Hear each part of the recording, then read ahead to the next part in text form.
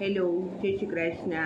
ए मेरे वतन के लोगों, जरा आँख में भर लो पानी, जो शहीद हुए उनकी जरा याद करो कुर्बानी। આજે 15 ઓગસ્ટ બધાને સ્વતંત્ર દિવસની ખૂબ ખૂબ શુભકામના। ભારત આજે આઝાદ થયું એને 79મું વર્ષ ચાલુ થયું, 78 વર્ષ પૂરા થયા।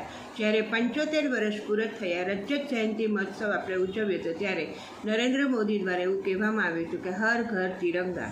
તો એ આપણને શું સૂચવે છે કે ભારત દેશ એકતા, દેશભક્તિ અને અમે ભારતીય છીએ એવી ભાવના પ્રગટ કરવા માટે આપણને એવું જણાવવામાં આવ્યું હતું કે દરેક ઘરે તિરંગા ફરવા જોઈએ।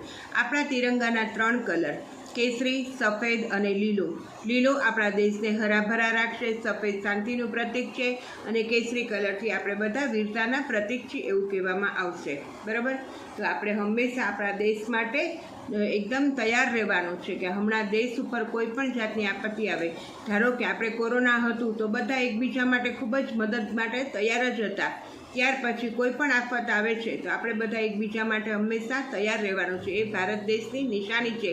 એમાં પણ ગુજરાત અને એમાં પણ રાજકોટ એટલે તો જાણે રંગીલું શહેર અને મદદ માટે હંમેશા તત્પર।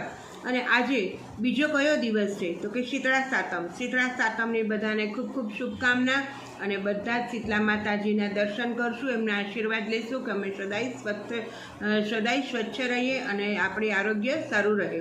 ત્યારબાદ નંદ ઘેરયા નંદ ભયો, જય કનૈયા લાલ કી, હાથી ઘોડા પાલકી ને જય હો નંદલાલ કી। શનિવારે હર ઘર, હર શહેર, હર ગલી એક જ નાદ ગુંજશે અને તે છે નંદ ઘરે આનંદ ભયો। નંદ બાવાના માતા પિતા, કૃષ્ણ ભગવાનના માતા પિતા એટલે નંદ બાવા અને જશોદા।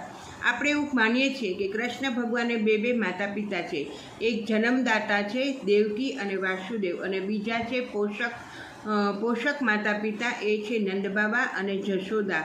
આજે નંદ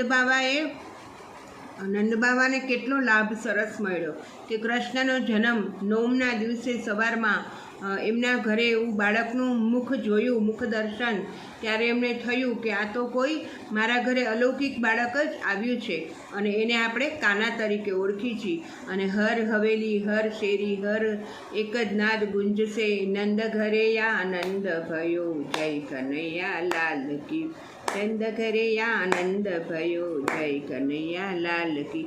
તો આપણે બધા સાતમ આઠમના પર્વને ખૂબ આનંદથી ઉજવશું। બધાને શુભકામના। જય શ્રી કૃષ્ણ।